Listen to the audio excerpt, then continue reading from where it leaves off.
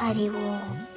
నాన్నగారు చెప్పారండి, మాటలాడ నేర్చి మనసు రంజిల చేసి పరగప్రియము చెప్పి బడలకున్నా నొకరి చేత సొమ్ములూరక వచ్చునా విశ్వదాభిరామ వినురవేమా అని.